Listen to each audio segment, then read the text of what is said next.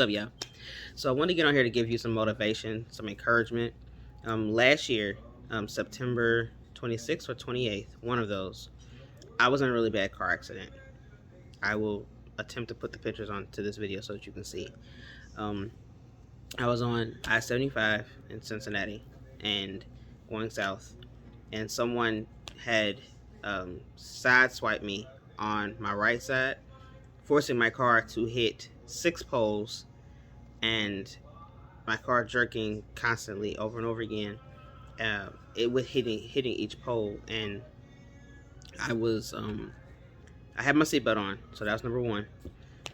Number two, I did not have my cell phone in my hand, but each pole that I hit, gradually my car kind of drug a wire that was there, and I by the time the car stopped, it pulled my engine and my radiator out, the wires and the poles. Everybody that came past there, the two cars that stopped to get me out of my car, they said that they believed that the car was going to catch on fire because my car sparked with each pole that it hit. So they thought, and because the car was going down like a hay path or something, they just thought it was going to catch fire. It did not, which is great blessing. Um, the car was totaled, obviously, and I am now without a car. I had to. I'm currently going through recovery. One of the I had whiplash. My wrist has fragments in it, bone fragments, and I suffered a mild traumatic brain injury, which slightly affects a little of my speech. Which slightly affects a little of my speech, and my memory is a little bit rocky. Of course, like I said, my wrists and some back pain and some neck pain from whiplash. I'm blessed to still be here. I'm blessed because even when the cops pulled up to the car, they thought it was going to be vehicular homicide because there was oil, there's hay, and my car is electronic. So they just knew it was going to blow up, and it did not. And I'm grateful for that. I'm blessed for that. It's still, it goes through my mind each day of what happened, because each pole that, like when my car first, went down into this dip, it just jerked over and over again, and I just knew, like, Lord, please don't let this be the last day. Please don't let me not be able to see my family again. Please don't let me leave this world because I'm not ready. And saying every prayer that I could think of, the Lord's Prayer, the Beatitudes, I was saying everything I could, and I'm blessed to still be here. Now, that doesn't mean that I don't, go through my situations, where I'm hurting, and body aches are exactly what they are. But you still find a way to have some type of acceptance of what happened. And that was my issue too, is I was trying to find acceptance of what happened. I'm now 8 months in from this accident, and I'm still struggling with so much of what I didn't feel like I could overcome. Whether it's hurting in my head, or it's hurting in my neck, or anything of that nature. And I'm like, okay, I don't understand it, I don't get it, I don't like it, but it is what it is, and I can only gradually heal from it. And since healing, I was already writing, prior to the accident, but now I've written a recent book called Reflections, which I'll put the link below. And it says it's Reflections, the Struggle from Within. And I wanted to write this book because this book made me reflect on everything that I'm going through with this injury and everything that I've went through in my life. This will be a separate story time, but I've also lost my sister to murder. She was killed nearly 10 years ago, and I wanted to write about that. I wanted to write about losing my grandmother nearly 3-4 years ago. So I wanted to get all that out, and then to be able to write this book while going through an injury, a traumatic brain injury at that. Like, that's my memory, that's my speech, but to still have some wherewithal to write a book to be able to get another message across, to be able to convey something else to the audience, to just relate to people. It meant a lot to be able to do that, and I didn't think I could. I didn't think it was gonna be even possible. I didn't think I was. I felt like I was rushing it, but I really wasn't rushing it. It's just that my brain was trying to think so much and getting the words out on paper that I'm like, look, okay, figure it out.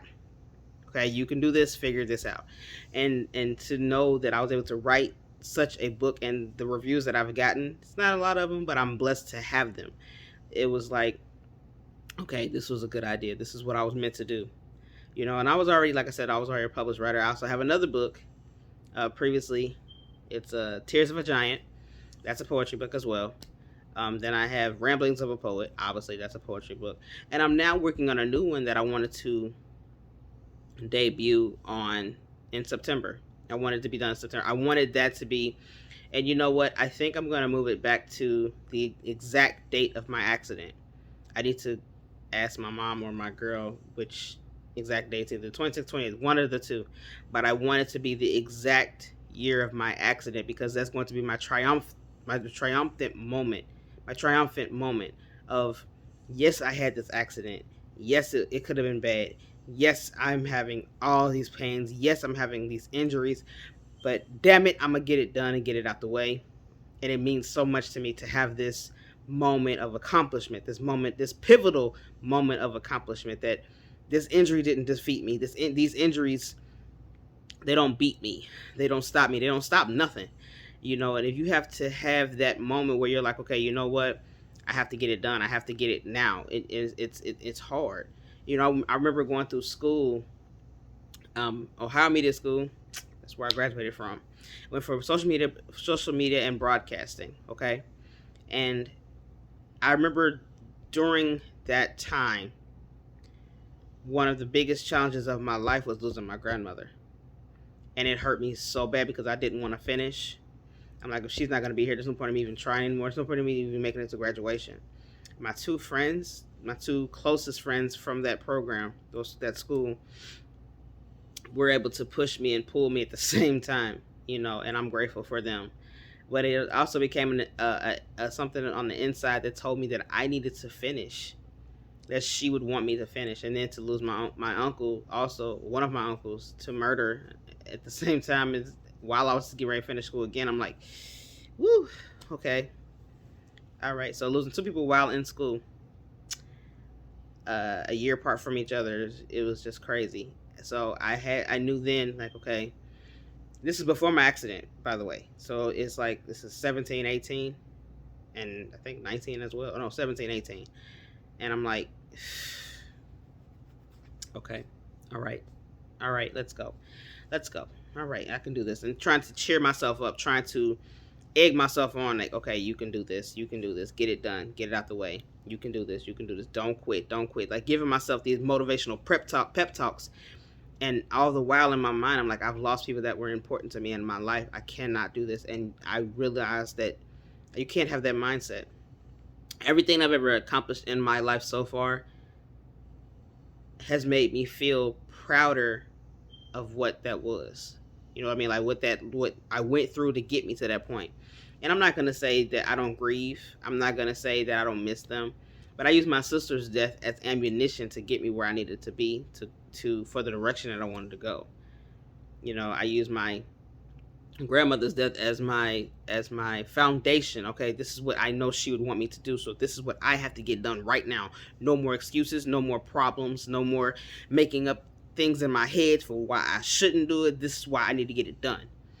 My uncle, like, this is another reason why I got to get it done. He was this way, he was that way. Let me focus. This is where he cared about money. My uncle, he cared about money a lot, and he would hold off some money, and you would never know he had it. So you need to have that money, that mindset, that money mindset, that focus to, this is where you need to be at.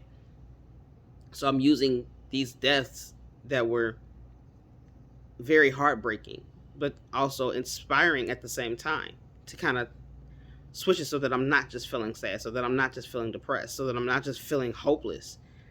And it made me feel good to do so. It made me feel that, okay, I know they're proud of me. They're watching me, seeing me accomplish these goals, and it's time for me to get where I need to go, with them with me, with them as my strength.